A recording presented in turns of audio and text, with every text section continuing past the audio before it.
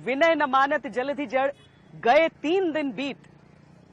बोले राम सकोप तब, भय बिन होई न प्रीत। नमस्कार, मैं हूं श्वेता सिंह और आप देख रहे हैं आज तक। प्रधानमंत्री नरेंद्र मोदी ने अयोध्या से भय और प्रीत के जिस रिश्ते की बात की, वो दरअसल हमारे दुश्मन देशों के लिए एक संकेत है, तो मित्र देशों के लिए एक संदेश भी है। लेकिन सबसे बढ़कर यह चेतावनी है हमारे 3 पड़ोसियों के लिए, पाकिस्तान, चीन और नेपाल, जो कि दुश्मन बनना चाहता है।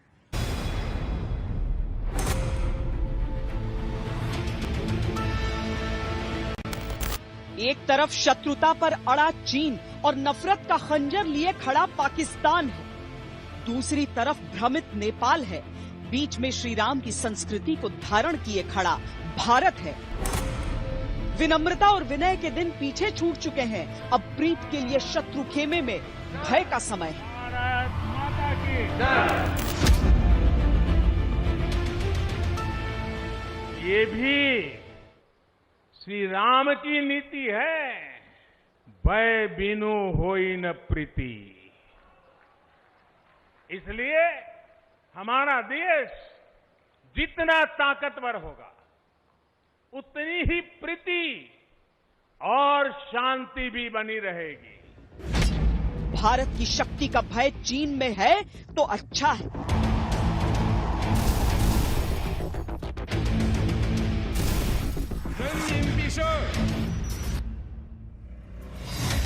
भारत के सामर्थ्य का भय पाकिस्तान में है तो अच्छा है। हमारी मंजिल श्रीनगर है, इंशाअल्लाह मंजिल हमारी नजर श्रीनगर पर है, और ये कश्मीर हाईवे जो है, इसका नाम इंशाअल्लाह हम रख रहे हैं। 5 अगस्त से इसका नाम हो जाएगा श्रीनगर हाईवे। ये वो शाहराह है जो हमें लेकर जाएगी श्रीनगर तक इंशाअल्लाह। भारत के संयम का संकेत नेपाल समझ ले तो अच्छा है। नेपाल के बिना भारत की आस्था भी अधूरी है। नेपाल के बिना भारत का विश्वास अधूरा है, इतिहास अधूरा है। नेपाल के बिना हमारे धाम अधूरे, नेपाल के बिना हमारे राम भी अधूरे हैं। अच्छा है कि भारत से शत्रुता का भाव रखने वाले कुटिल पड़ोसियों के सीने में भारत के शौर्य का भय बढ़ने लगा है। That India government adjust its policy towards India, towards China, and change its stance on issues related to Taiwan, Xizang, Hong Kong, and South China Sea to put pressure on China. अच्छा है कि भारत को परमाणु बम और जंग की रोज धमकी देने वाले दुश्मनों की जुबान लड़खड़ाने लगी है। हम मिलिट्री सोल्यूशन पे नहीं मानते, हम पॉलिटिकल सॉल्यूशंस पे मानते हैं। हम जिस तरह मैं कहता हूं कि यूनाइटेड नेशंस को हम बार बार याद करवाएंगे कि आपका एक वादा था जो आपने पूरा नहीं किया, और इंशाअल्लाह ये हमारी जद्दोजहद रहेगी, हमेशा के लिए रहेगी। जब तक मैं जिंदा हूं रहेगी, सारे पाकिस्तानी इसके लिए जद्दोजहद करें, जिस तरह के कश्मीर के लोग कितनी कुर्बानियां दे रहे हैं अपनी आज़ादी के लिए। और मुझे अल्लाह पे यकीन है कि इंशाअल्लाह हम इस मंजिल पे एक दिन पहुंच जाएंगे। दुश्मन की आंखों का ये डर अच्छा है, क्योंकि ये डर ही अब स्वाभिमान के सम्मान, संप्रभुता की रक्षा और शांति स्थापना की नई शर्त है। शत्रु शक्ति की ही भाषा समझता है, तो अब शक्ति के उपासक देश भारत ने शक्ति को ही साध लिया है। भय बिन हो न प्रीत, तो देश को अगर प्रीति के मर्म को समझना और बढ़ाना है तो देश को मजबूत भी बनना पड़ेगा। क्षमा शोभती उस भुजंग को जिसके पास गरल हो। हाँ, ये तो प्रभु राम का आशीर्वाद है कि समाज को, देश को मजबूत भी होना चाहिए। श्री राम अगर मर्यादा पुरुषोत्तम हैं, तो वो इसके साथ ही शक्ति का पर्याय भी हैं। उन्होंने अपने दुश्मनों को कई अवसर दिए थे आज का भारत भी उस संस्कृति को समझते हुए उसे परंपरा की तरह आगे बढ़ाता है, उसका निर्वाह करता है। श्री राम ने सभी शक्तियों को एक साथ रखकर बुराई का अंत किया था। भारत को भी इसी से सीखना है और आगे बढ़ना है।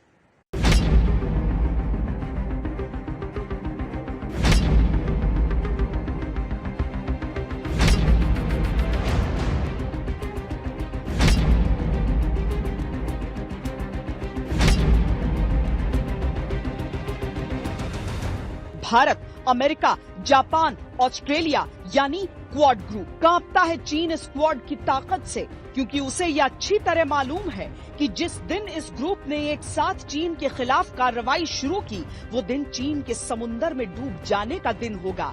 बुरी खबर है चीन के लिए, क्योंकि अब ऐसा ही होने जा रहा है। बहुत जल्द हिंद महासागर में क्वाड देशों का युद्धाभ्यास शुरू होने वाला है।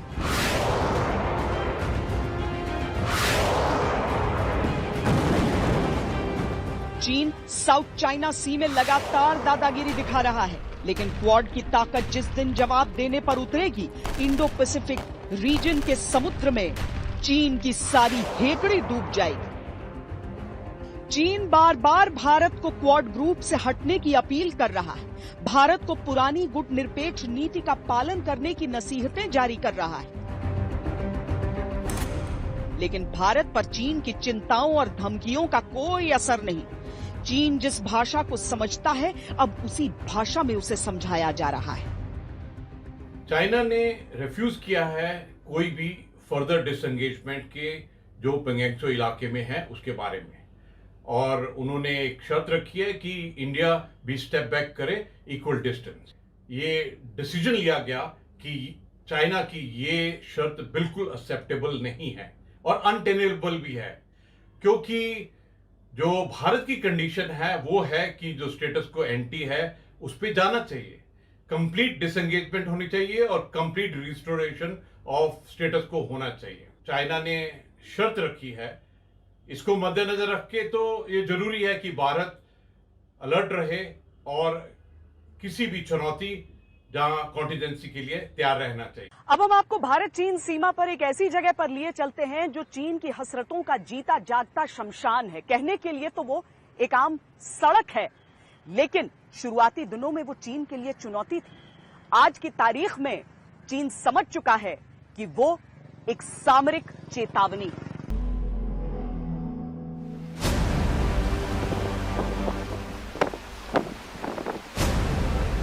18,000 फीट की ऊंचाई पर दौलत बेग ओल्डी का ये इलाका देश की आखिरी चौकी है। ये वो मोर्चा है जहां चीन नजरें गड़ाए बैठा है। इसके एक तरफ पाकिस्तान है, एक तरफ चीन है।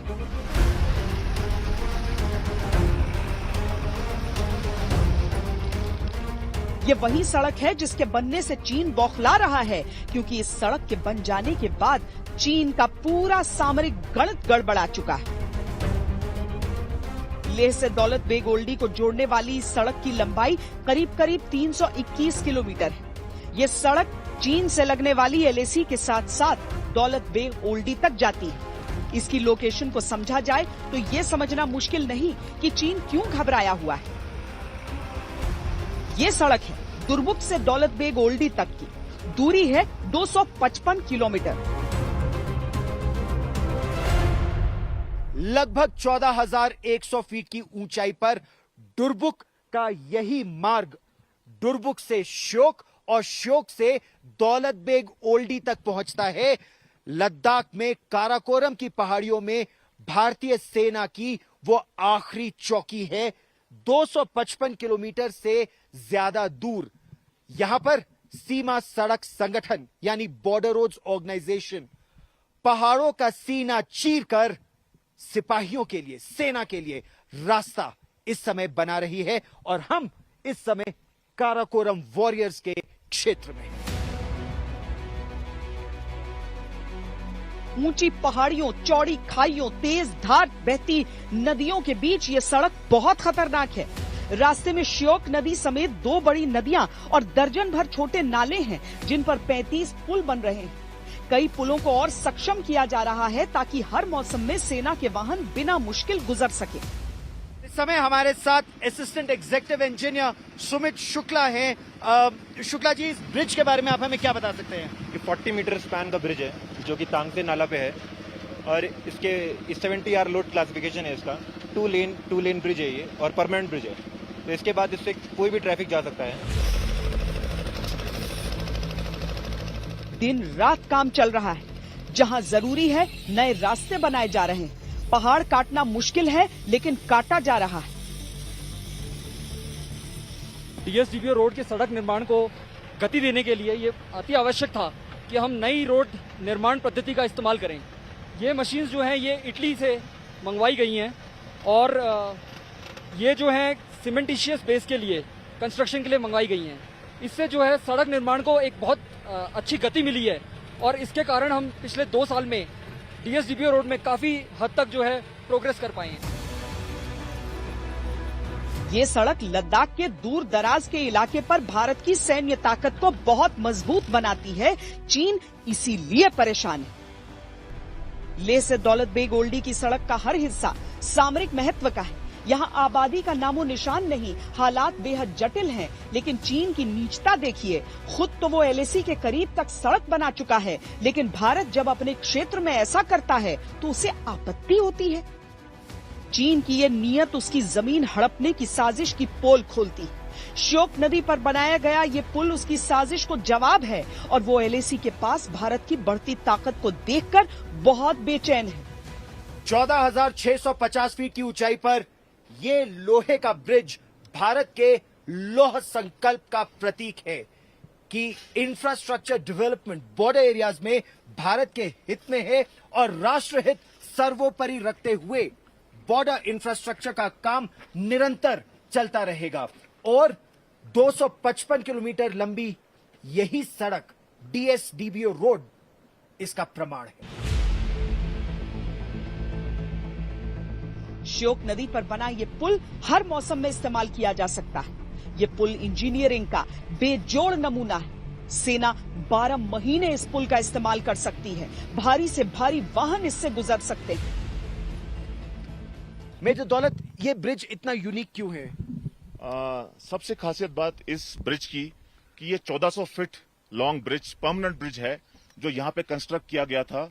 एंड इसकी यूनिक खासियत ये है कि it has been used, micropiling technique has been used इसको खड़ा करने के लिए।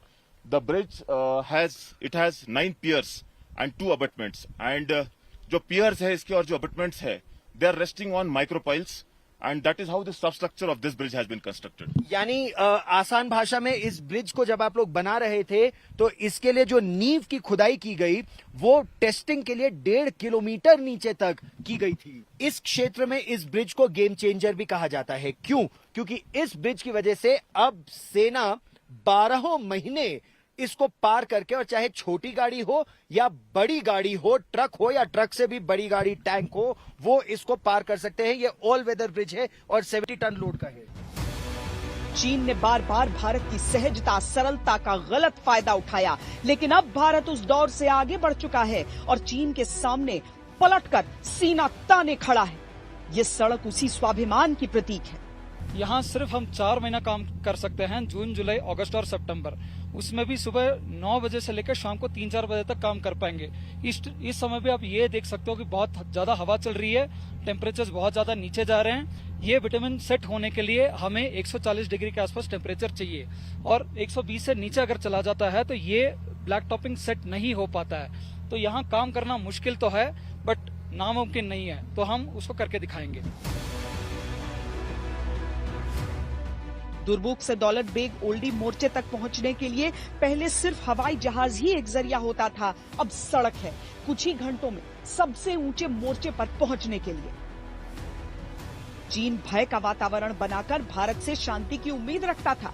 भारत ने पूरे चीन के इर्द गिर्द रणनीति की सीमाएं खड़ी कर दी हैं। चीन बौखलाता है लेकिन भारत मुस्कुराता है। मालूम है भारत को युद्ध की स्थिति आसान नहीं होगी, लेकिन जब दुश्मन बार बार युद्ध की स्थिति बना रहा हो तो वीरता को आत्मसात करके जवाब देना ही जरूरी है। भारत अब वही कर रहा है। 2 अगस्त को भारत और चीन के बीच 5वें दौर की बातचीत बेनतीजा खत्म हो गई। दरअसल कई दौर की बातचीत भारत और चीन के बीच चल रही है। भारत अपनी बातों पर कायम है और चीन कहता कुछ है, करता कुछ है। इसीलिए भारत अब अपनी पूरी शक्ति, पूरी ताकत और सारे विकल्पों का इस्तेमाल कर रहा है। 7 अगस्त को भारत के विदेश मंत्री एस जयशंकर और अमेरिकी विदेश मंत्री पोम्पियो की बात हुई और इस बात में ही चीन को चित करने का प्लान तैयार हो चुका है। In the last 7 months, coming as part of COVID, if you will, we've seen China become more aggressive, trying to use the tragedy, if you will, of COVID to their advantage for propaganda purposes. And I think they've really overplayed their hand. And we've seen them continue to try and exercise this muscle in the South China Sea. You know, they sank a Vietnamese fishing vessel a few months ago. They continue to twist the arms of others. They deploy troops along the line of actual control in India. So again, we see them acting out in a way that is inconsistent with, you know, international norms, rules of behavior, if you will.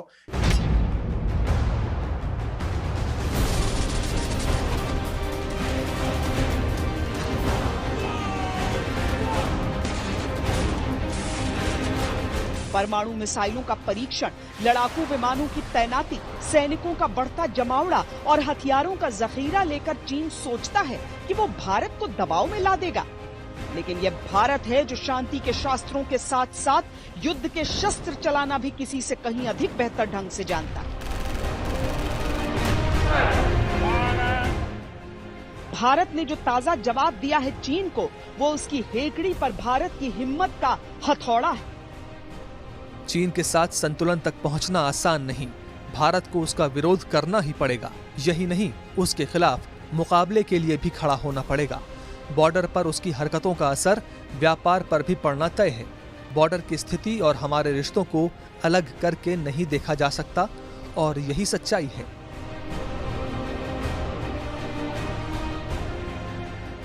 विदेश मंत्री का ये बयान चीन के लिए बिल्कुल स्पष्ट चेतावनी है।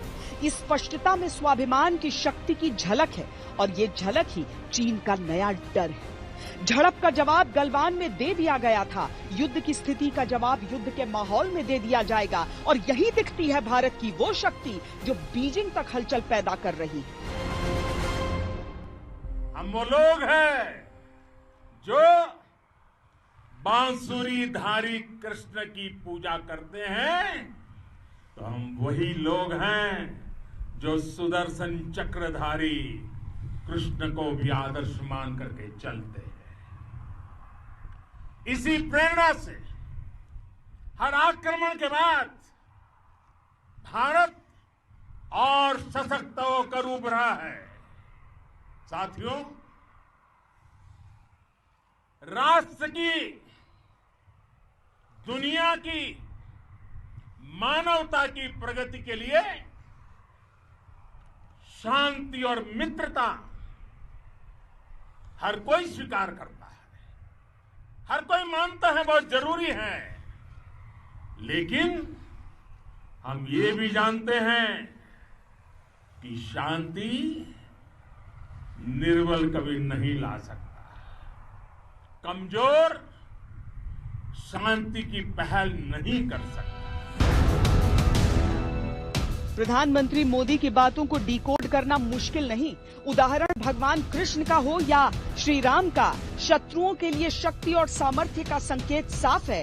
भारतीय थल सेना अध्यक्ष एक बार फिर LAC से लगी सीमाओं का दौरा कर चुके हैं और जवानों से बंदूकों की पकड़ और मजबूत करने का आह्वान कराए। हर समय मुस्तैद रहें और युद्ध की किसी भी स्थिति के लिए तैयारियां पूरी रखें। चीन खोखले घमंड की जमीन पर खड़े होकर भारत की तरफ अपनी परमाणु मिसाइलों का मुंह मोड़ रहा है, तो उसके लिए भारत का जवाब ये है कि पूरा बीजिंग अब भारत के परमाणु बमों के निशाने पर है। फिलहाल तो भारत की वायुसेना जब से राफेल से लैस हुई है, चीन की हीन भावना उसके सरकारी अखबार ग्लोबल टाइम्स में दिखने लगी है। भारत ने हाल ही में 5 राफेल लड़ाकू विमान हासिल किए हैं, जिन्हें हमारे J-20 लड़ाकू विमानों से बेहतर बताया जा रहा है। लेकिन हमारे डिफेंस एक्सपर्ट्स के अनुसार J-20 राफेल से बेहतर हैं। कौन बेहतर है या कौन बेहतर ढंग से लड़ा, ये तब साबित हो जाएगा जब इसका समय आएगा। लेकिन ड्रैगन को जब डर ही नहीं तो वो तुलना ही क्यों कर रहा है? असल में ये डर है ड्रैगन का, और ये डर वाकई अच्छा है। ख्याल आने से ये बहुत बड़ा संदेश जाएगा चीन और पाकिस्तान को कि वर्ल्ड का सबसे बेस्ट फाइटर जेट अब हिंदुस्तान के आर्मरी में है, और हिंदुस्तान की फौज, एयरफोर्स 2 फ्रंट सिनेरियो पे लड़ने की क्षमता रखती है। इससे इंडियन एयरफोर्स का मोराल ऊपर होगा, इंडियन एयरफोर्स के पायलट्स का मोराल ऊपर होगा, दुश्मनों के दांत खट्टे होंगे, दुश्मनों की नींद हराम होगी। तो ये जो प्रोक्योरमेंट और डिलीवरी है ये बहुत ही स्ट्रैटेजिक है। चीन अब भी भारत को 1962 के लेंस से देखने की बातें करता है, जबकि सच्चाई ये है कि चीन से दुश्मनी निभाने के लिए भारत ने रणनीति, विदेश नीति, कूटनीति सब बदल दिया। और जब एक शांति प्रिय राष्ट्र ऐसा करता है तो नया इतिहास रचता ही है। भारत, अमेरिका, इजराइल, जापान, दक्षिण कोरिया, ऑस्ट्रेलिया, वियतनाम का एक साथ आना इसी ओर इशारा करता है। रुक रहे एक छोटे से ब्रेक के लिए। ब्रेक के बाद आपको दिखाएंगे कि पाकिस्तान को भारत के अंदरूनी मामलों में इतनी दिलचस्पी क्यों है कि वो अयोध्या में भूमि पूजन से भी तिलमिला उठा, और भारत का जवाब पाकिस्तान को। आप देख रहे हैं आज तक, और हम आपको भारत के 3 दुश्मनों के बारे में बता रहे हैं जो इस समय सरहदों पर कोई न कोई समस्या खड़ी करके चाहते हैं कि भारत किसी तरीके से झुक जाए, लेकिन उन सबको सीधा स्पष्ट संदेश भारत की तरफ से दिया गया है। अब इसमें पाकिस्तान को देख लीजिए। पाकिस्तान का तो कोई मुद्दा भारत से अछूता नहीं हो सकता। पिछले साल धारा 370 को 5 अगस्त को हटाया गया था। इस बार बड़ी बड़ी उसने प्लानिंग करके रख ली, लेकिन औंधे मुंह गिरा। बाकी चीजें तो छोड़िए, अयोध्या में श्री राम जन्मभूमि पर जब भूमि पूजन किया गया तो ये बात पाकिस्तान को बहुत नागवार गुजरी थी। ये संदेश जिनके लिए था वहां तक ऐसा पहुंचा कि उनके दिन का चैन, रातों की नींद गायब हो गई। पाकिस्तान में राम मंदिर पर हाय तौबा मची। आज अगर आप इसके ऊपर चुप करके बैठे रहेंगे, आखिर में इसका असर सारी दुनिया पे जाएगा। पाकिस्तान में राम मंदिर पर रोना पीटना मचा है। पाकिस्तान में राम मंदिर पर मातम मनाया जा रहा है।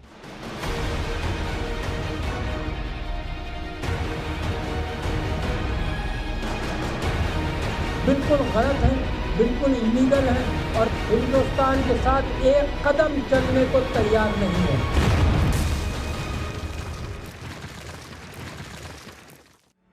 मंदिर अयोध्या में बन रहा है, लेकिन फावड़े कुदाल जैसे पाकिस्तानी हुकूमत के सीने पर चल रहे हैं। इमरान एंड कंपनी गला फाड़ फाड़ कर राम मंदिर की रट लगा रही है।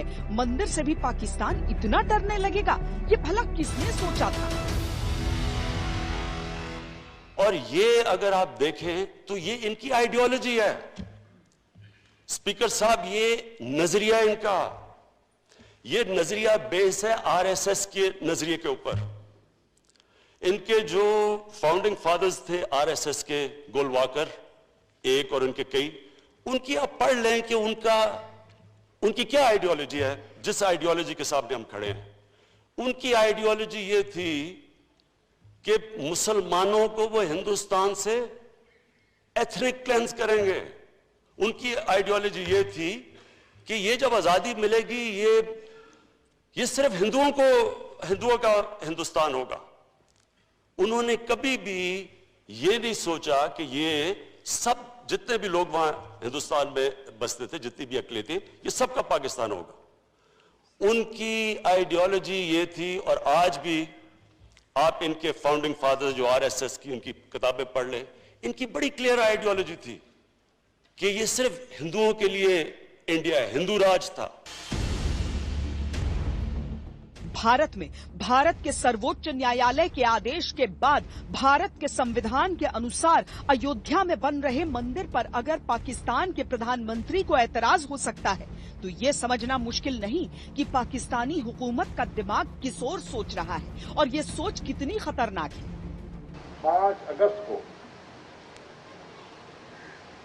बाबरी मस्जिद को शहीद करने के बाद वहां राम मंदिर की बुनियाद रखी जा रही है। और ये ऐसा साल है, पूरे आलमी इस्लाम के मुसलमानों के जज्बात का इस्तेसाल है। और 5 तारीख को जो गैर कानूनी सलामती काउंसिल की करारदाद के खिलाफ जो इक़दाम उठाए गए हैं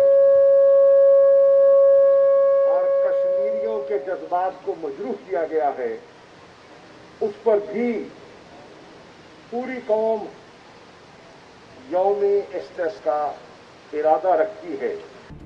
पाकिस्तान को क्या डर सता रहा है कि उसकी सरकार के मंत्री जो कल तक पाव भर के आधे किलो के परमाणु बमों की बात किया करते थे, वो अयोध्या में भूमि पूजन से डर गए हैं।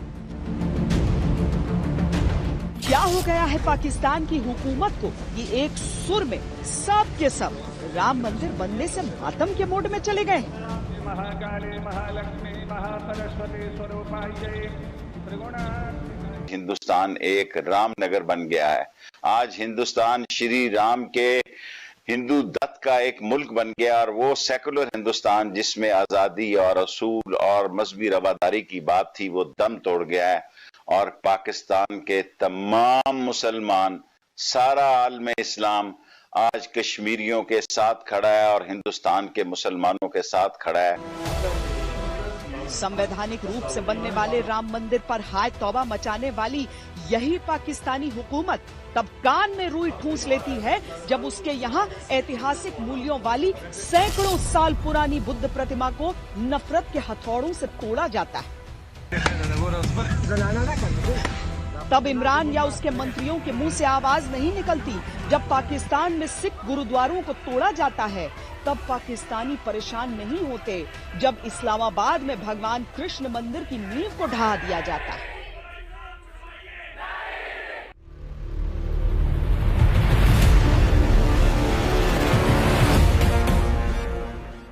आतंकवादी मुल्क से और उम्मीद भी क्या की जा सकती। सांप्रदायिकता के जहर में पूरी तरह डूबी पाकिस्तानी हुकूमत के लिए राम मंदिर भी एक दांव है लोगों को उकसाने के लिए। अगर ये ना भी होती उनकी वजह, पाकिस्तान को इससे क्या फायदा है?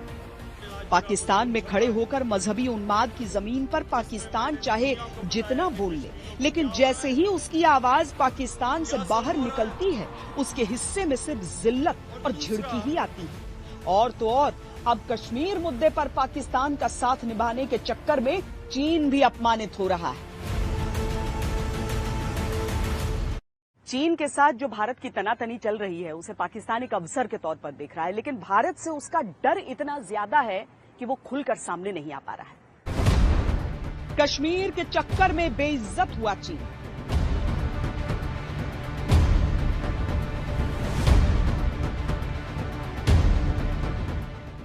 कश्मीर के चक्कर में खोए पाकिस्तान ने होश।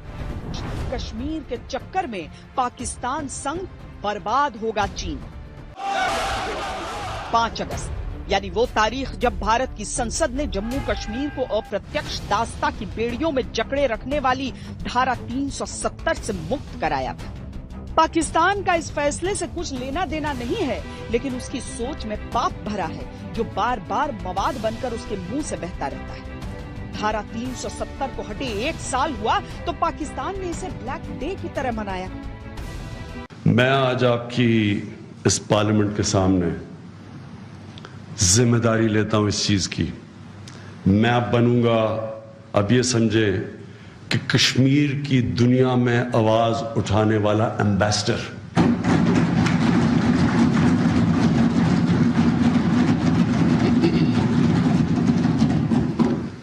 सबसे पहले हमें दुनिया को आगाह करना है आरएसएस की आइडियोलॉजी से। दुनिया ने जब नाज़ी जर्मनी जो जुल्म किए, उसके बाद दुनिया ने बड़े कदम उठाए। यूनाइटेड नेशंस बनी 1945 के बाद, जिनीवा कन्वेंशन आई। ये सारी जो मूवमेंट्स, जब दुनिया ने जो तबाही मची 2nd वर्ल्ड वॉर की, दुनिया ने फैसला किया कि अब ऐसे कभी भी दुनिया में होना चाहिए। अपनी सोच के ब्लैक डे में भारत के प्रति नफरत के रंग भरने के लिए पाकिस्तान की शह पर चीन बड़ी हेकड़ी दिखाते हुए यूएनएससी में कश्मीर का मुद्दा लेकर चला गया।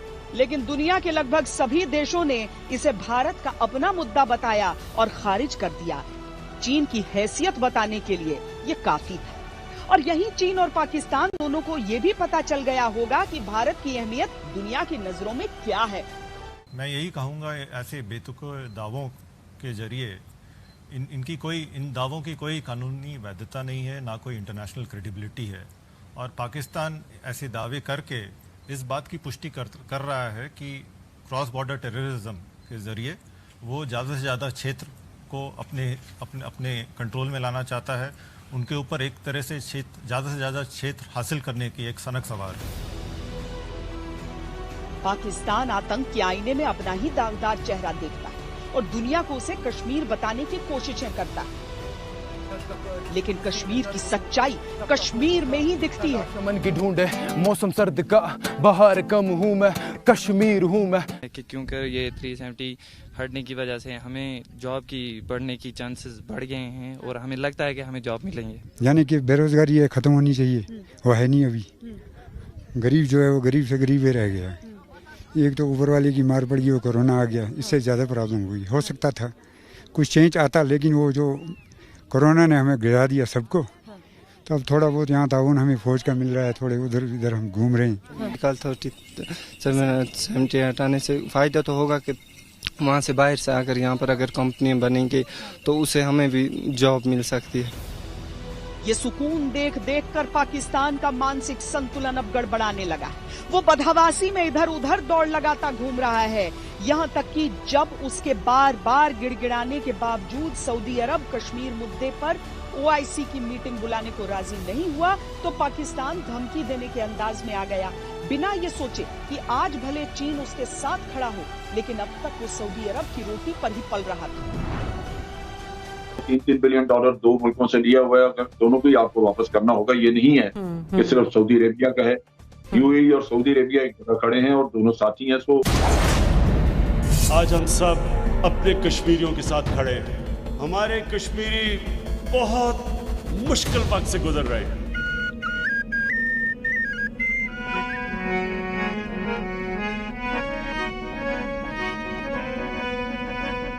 जब से भारत ने धारा 370 हटाई और POK को भी वापस लेने का इरादा जताया, तब से पाकिस्तान की कश्मीर नाम की बीमारी कुछ ज्यादा बढ़ गई। क्या जुल्म हो रहा है?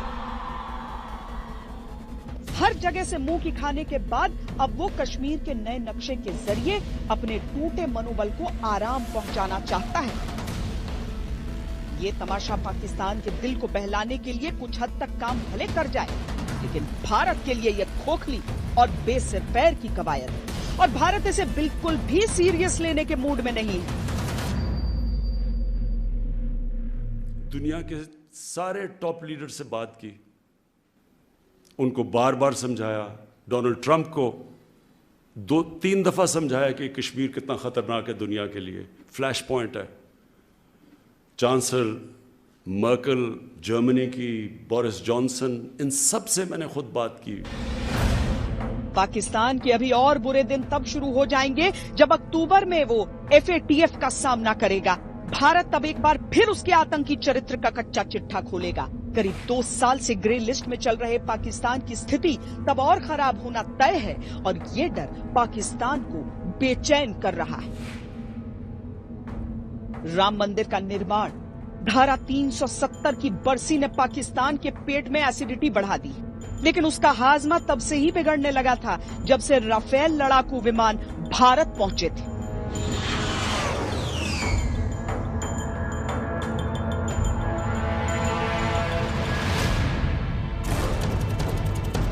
भाड़े के हथियारों के बल पर भारत से बार बार जंग की कोशिशें करने वाले पाकिस्तान को अब भारत के हथियारों से तबाही का डर सता रहा है। वो दुनिया से गुहार लगा रहा है कि कोई तो बचा लो। India is now the second largest arms importer in the world. Pakistan has been consistently highlighting the risks of the massive Indian arms buildup, as well as their offensive security doctrine and force postures. which are adversely affecting strategic stability in South Asia. Pakistan को अपने F-16 लड़ाकू विमानों पर बहुत नाज हुआ करता था, लेकिन राफेल के आते ही पाकिस्तान चिंता के महासागर में डूब गया है।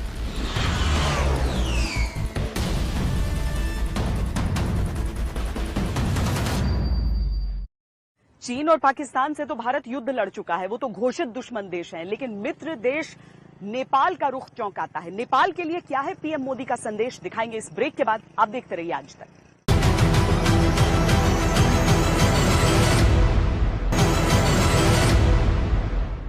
नेपाल की जो कम्युनिस्ट सरकार है वो चीन के दबाव में चीन की लीक पर चलने की कोशिश कर रही है, लेकिन अयोध्या से प्रधानमंत्री नरेंद्र मोदी ने नेपाल को भी एक संदेश दिया है।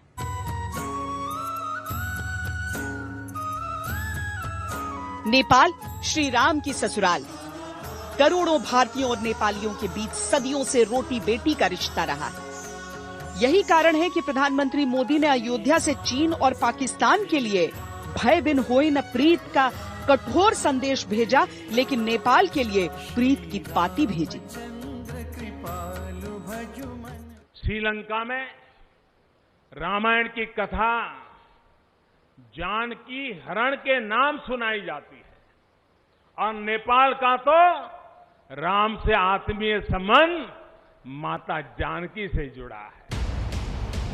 नेपाल इसे समझ जाए तो उसी के लिए अच्छा होगा, क्योंकि तब नेपाल ये भी समझ जाएगा कि चीन और भारत से दोस्ती के बीच का सबसे बड़ा अंतर क्या है। Mauritius is also at the heart of India's approach to development partnerships. चीन के बहकावे में आकर नेपाल की ओली सरकार लगातार उकसावे की हरकतें कर रही। नेपाल ने नए नक्शे में भारत के हिस्सों को शामिल किया और भारत के प्रति आक्रामक रुख अपनाया। बार बार भारत विरोधी बयान दिए। हाल ही में उत्तराखंड सीमा पर नो मैन्स लैंड में सीसीटीवी लगाने का काम शुरू करने की कोशिश की है। अपनी हरकतों से नेपाल की कम्युनिस्ट ओली सरकार खुद नेपाल के अंदर विवादों में घिरी है। समय रहते वो दोस्त और दुश्मन का फर्क समझ जाए तो अच्छा है, क्योंकि भारत को दोस्ती और दुश्मनी दोनों अच्छी तरह से निभाने का तजुर्बा है। हमारी इस खास पेशकश में इतना ही। देश और दुनिया की बाकी खबरों के लिए आप देखते रहिए आज तक। नमस्कार, मैं हूं अंजना ओम कश्यप। हमें उम्मीद है ये वीडियो आपको पसंद आया होगा। लेटेस्ट खबरों के लिए यूं ही देखते रहिए आज तक और इस वीडियो के पसंद आने पर लाइक, शेयर एंड सब्सक्राइब करना ना भूलें।